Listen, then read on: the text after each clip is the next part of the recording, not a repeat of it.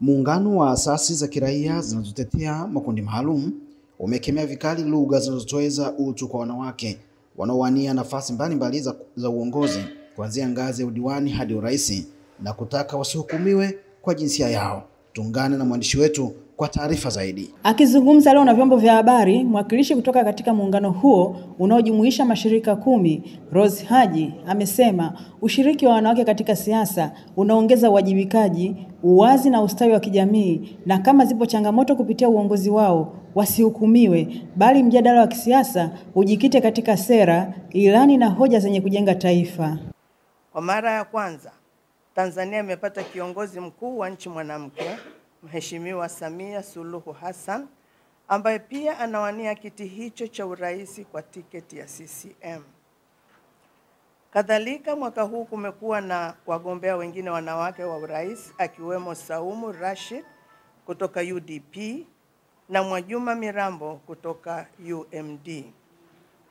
Kwa upande wa wagombea wenza wa urais kutoka vyama vingine ni pamoja na Evelyn Wilbard Munisi kutoka NCCR, Husna Mohamed Abdalla kutoka CUF, Aziza Haji Suleiman Demokrasia Makini, Amani Selemani Mzee kutoka TLP, Chausiku Hatibu Mohamed kutoka NLD, Sakia Musa Debwa kutoka SAU, Chuma Juma Abdalla na Devota Minja kutoka Chauma. Hii ni hatua kubwa ya kidemokrasia kwa Tanzania na kwa ajenda ya ushiriki wa wanawake katika siasa na uongozi. Tunapokaribia uchaguzi mkuu, tunapenda kuwakumbusha Watanzania kuwa mwanamke kiongozi anaposhika madaraka asihukumiwe kwa jinsia yake, bali kwa uwezo, uzoefu na dira yake ya maendeleo. Ikumbukwe kuwa uongozi wa mwanamke si tishio, bali ni nyenzo ya kuimarisha demokrasia jumuishi yenye kusikiliza na kutenda kwa manufaa ya wote. Tunapenda kuikumbusha jamii kuwa katika kipindi hiki cha kampeni na uchaguzi ni muhimu kuepuka lugha za kejeli, udhalilishaji na mashambulizi ya kibinafsi, hasa katika misingi ya kijinsia. Badala yake, mjadala wa kisiasa ujikite katika sera, ilani na hoja zenye kujenga taifa. Wanawake wanaowania nafasi kuanzia ngazi za udiwani hadi urais wasibezwe, wasitukanwe, na tunakemea vikali lugha dhalili zinazotweza utu wa mwanamke, wanasiasa na viongozi wengine wanawake.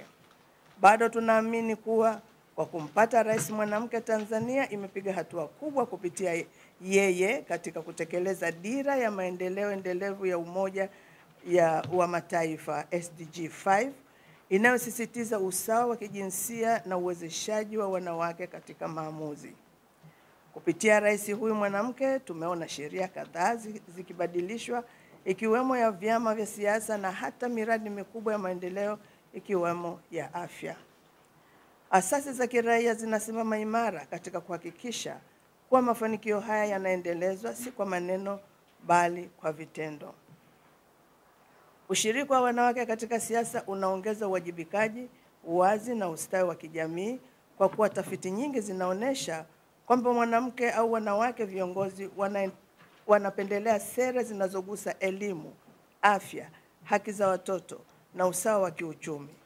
Tunapoangalia swala zima la uongozi, ni swala ambalo linawagusa sana wanawake, kwa sababu wanawake ndio wenye changamoto nyingi kipindi cha uchaguzi na hata baada ya uchaguzi.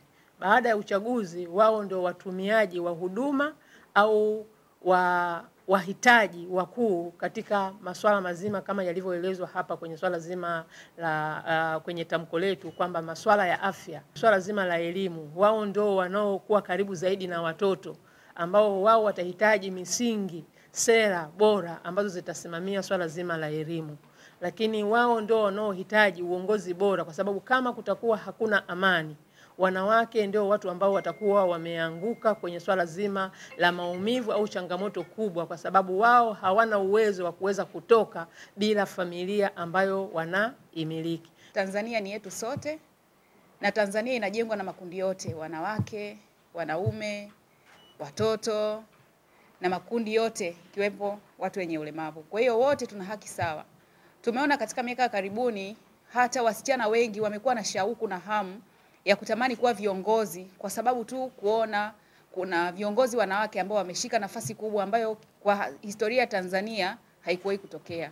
Kwa hiyo hii imewahamasisha wasichana wengi, mabinti wadogo, wa umri wa kati na wakubwa kutamani kuwa na sisi miaka ya mbeleni tuweze kushiriki kwenye nafasi za maamuzi. Na wameonekana katika vyombo mbalimbali vya habari wakionyesha uwezo wao. Hii inatupa mwongozo na mwanga kuwa kumbe wapo watu wakionyesha mifano wanaweza wakavuta watu wengi ambao wako nyuma na wakashika nafasi zile ambazo kwa miaka mingi kuanzia Beijing mpaka leo tumeendelea kupigania hizi nafasi.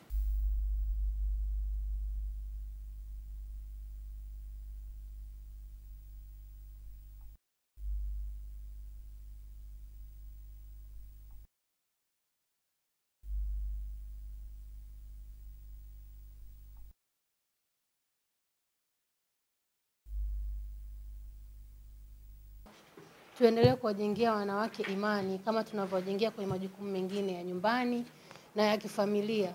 Tuwawezeshe kama tunavyowezesha kwenye sehemu nyingine. Sio tu kwenye swala la uongozi ndio tunawarudisha nyuma.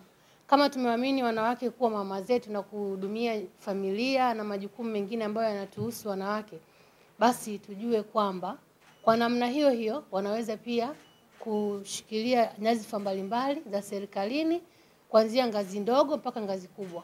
Kwa umoja wetu na kuendelea kuhamasisha jamii kwa ujumla, kuendelea kuweka imani kwa wanawake.